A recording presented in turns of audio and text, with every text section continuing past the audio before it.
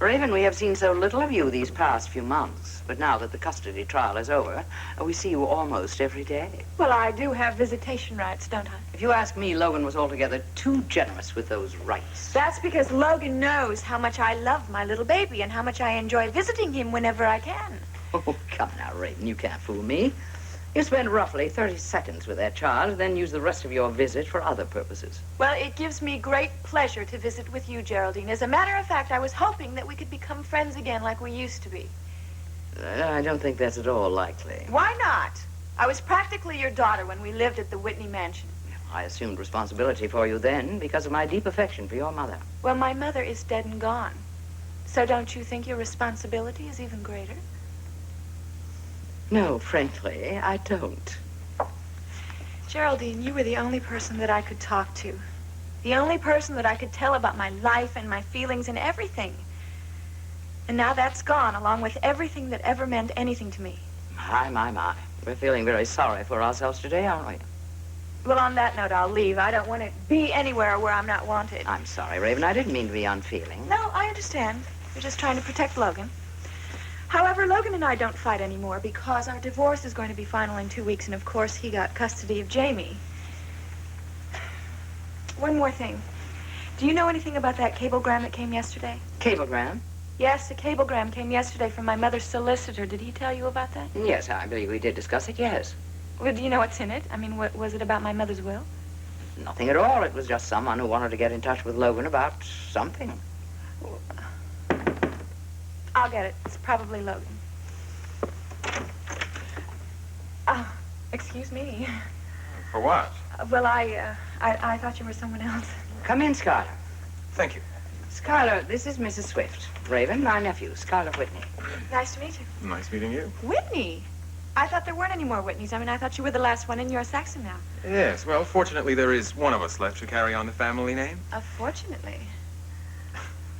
Oh, I didn't mean to interrupt, Geraldine. I just wanted to drop off this video cassette recording of our dance company when we were in Paris. Thank you. It's only a brief excerpt featuring Martine, of course, but I think you might like it. Well, I don't have the proper equipment here, Skylar, but I'll view it this afternoon at the studio. Well, I hope you'll do more with it than that. I would like to see it on WMON News, preferably the evening and the late edition. I must say, you don't mince any words. Well, one has to ask to get what one wants in this world. Don't you agree, Mrs. Swift? Well, I certainly do, Mr. Whitney. One doesn't get anything without one asking.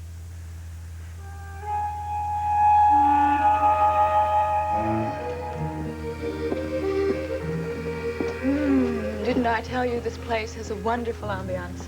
Ambiance? That's another word for expensive. It has been far too long since I've been here. Raven, why don't we just have drinks here and then we'll go somewhere else for dinner? No, what's the matter? Don't you like French food? Yeah, I love the food over here on the left side. The price is on the right side. It'd kill my appetite. Derek, it will be worth it. My food bill for last month didn't cost what this dinner's gonna cost me. Well, I'm sorry, but I was not in the mood for burgers and fries today. Well, I'm sorry. I'm just a civil servant. You're the chief of police of Monticello. You have a grossly exaggerated idea of what a police chief earns. Well, you should be seen in these places anyway. It's good for your image. I'm not concerned about my image. It's my wallet. You certainly are a killjoy. I'm sorry. Look, I'm only kidding. Of course we can eat here, but maybe I should order for the two of us. I'm sick and tired about worrying about money. Hey, join the club. I've been worrying for far too long, and I'm sorry, but I enjoy places like this. I'm used to it. What's not to enjoy? You just got to be able to afford it, that's all. Well, there are few places in Monticello that have good service and good food and interesting people like those two over there.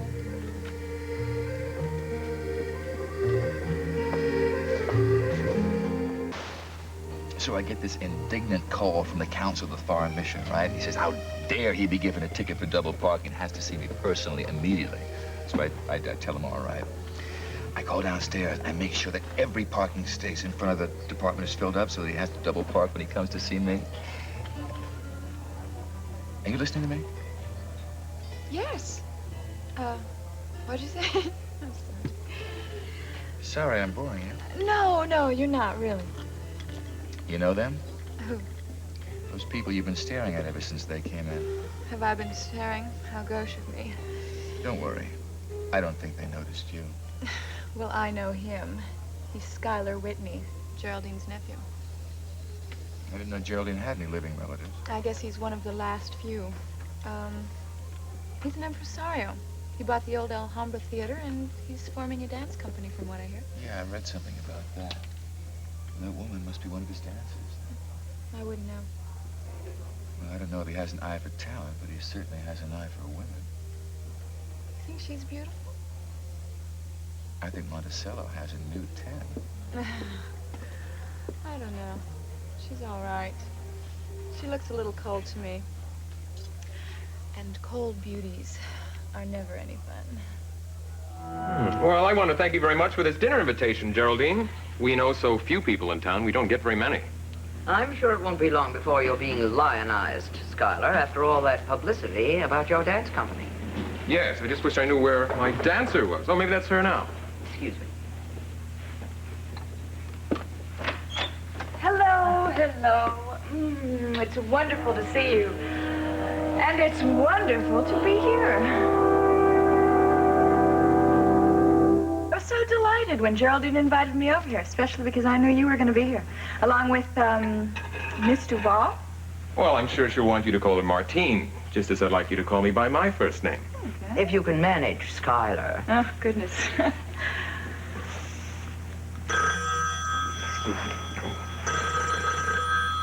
My friends call me Sky. Yes. Hi, Sky. Yes, just a moment. Oh, Sky. It's for you. Thank you. Hello? Hello, Sky, it's me. Where are you? I'm still at the studio. I'm sorry, but I had a slightest accident. What happened? Well, I landed badly on my ankle, and I spread it a little bit. That's just what we need, along with all our other problems, is a lead dancer with a sprained ankle. Well, I'm sorry, but I don't think it's very serious, you know. All I have to do is to rest it a little bit, that's all. All right, have Gunther pick you up and put you in the car. You can rest at the hotel. Sounds like you have a problem, Skylar. Yes, I'm afraid I've got some bad news. We're going to have to cut our dinner party short by 1. What, did something happen to your date? She injured her ankle. Oh, no. She's a dancer, isn't she? Well, she said it wasn't serious. We're just going to have to struggle on without her. Well, I'm disappointed. I wanted to meet her, Mr. Skylar. No, Sky! I'm sorry. No, I really did want to meet her. It would have been interesting. I just hope you're not too disappointed. Oh, no, not at all. I'm very happy with the company that I've got. I've been wanting to know more about you for quite some time. Oh, really? Well, I'm surprised that your aunt didn't tell you about me. After all, I'm practically your daughter, aren't I, Geraldine? Heaven forbid. She does have quite a sense of humor. But both my husbands were practically your son, right? I'm afraid so. Yes, my first husband died, and I am in the process of a divorce from my second husband. Of course, your divorce isn't final from your second husband for a time yet. Well, not for a few weeks. Do you, find me wicked? Oh, I think you're charming. I'll have to find out about whether you're wicked or not. Yes, I like your nephew, Geraldine. And I'm glad it's such a small dinner party. Not as small as you think.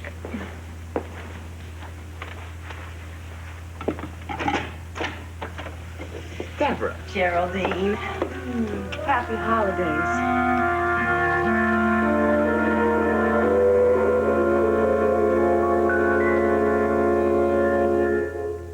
Well, I certainly feel privileged being surrounded by 3 such beautiful women.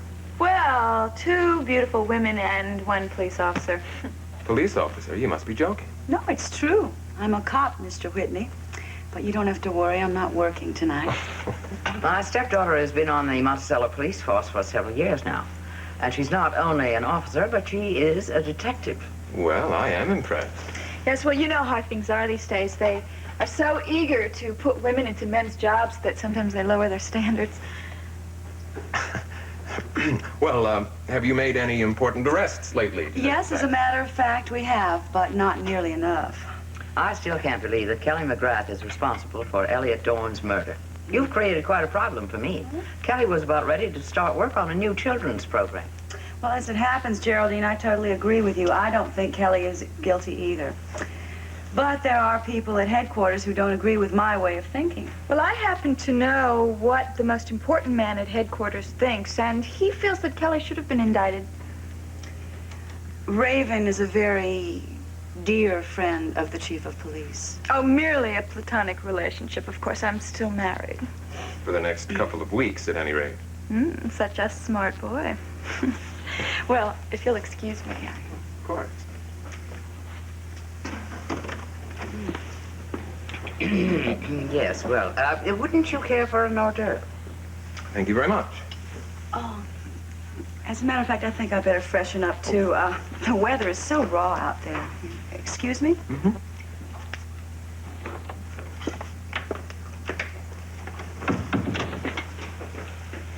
I do believe I detect a note of friction there, Geraldine. I'm afraid it's fairly obvious, isn't it? I was so hoping those two would become friends. Raven seems terribly alone.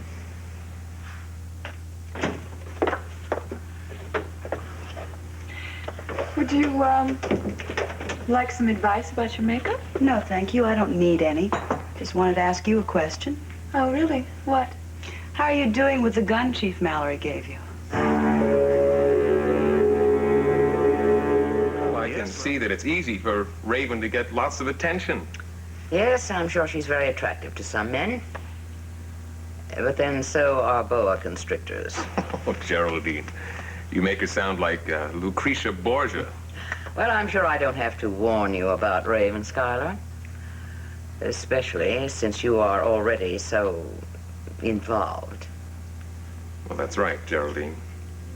You don't have to warn me. I'm a very big boy now. My life is none of your business. It became police business when you got that gun, Raven.